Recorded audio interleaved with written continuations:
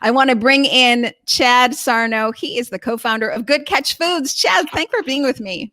Tell me about some of the creative problems you've had in the kitchen, if you've had any. I mean, one of the tricky spots is getting the plant-based fish to be flaky. And so that you've got that texture issue. And I'm wondering if you can share, you may not be, it might be an IP thing, but if you can share how you circumvented that in the kitchen.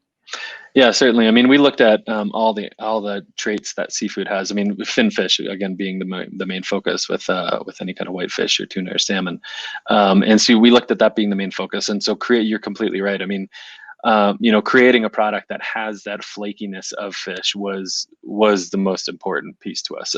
It was really in parallel with a couple other boxes that we needed to check. One of them was texture, first and foremost, because we wanted the experience to be very comparable to what people are used to when it comes to texture. And texture is such a distinct aspect of seafood.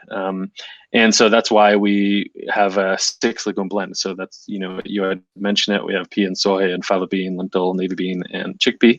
And so working with that diversity of proteins has also helped us, create that thin layering of protein, which is very exciting. And so when we hit that, we worked on texture for probably the first year and a half with the product before we really started to fine tune taste and all of that. So, and if you look at, the functionality of different beans, this is why there's so much made with soy or there's so much made with pea.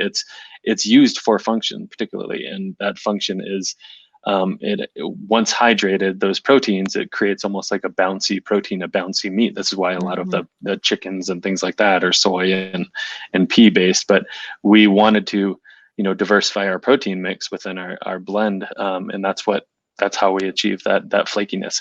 It was pretty amazing when we actually did. So, and then we started working on taste. So taste and texture. Obviously, the other piece was nutritional profile, which is really important for us. So we wanted to look at the omegas that fish have, and then also the protein, and keeping it as clean ingredients as possible.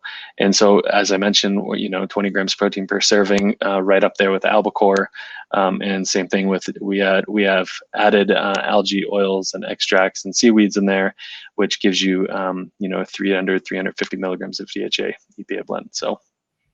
Yes. So you can offer basically exactly what the consumer is looking for, correct, without the mercury, without the allergies, without the potential damage to an unborn child. I mean, really, you think about why would we be eating something if you can't have it when you're pregnant for fear of damaging the fetus? Obviously, not really the right thing for us.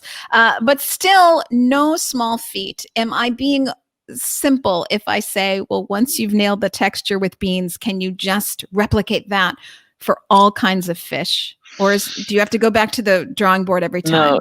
No, we have to go. You can replicate that with flaked fish. So, crustaceans and things of sorts are a little bit different, sure, like lobster and scallops and,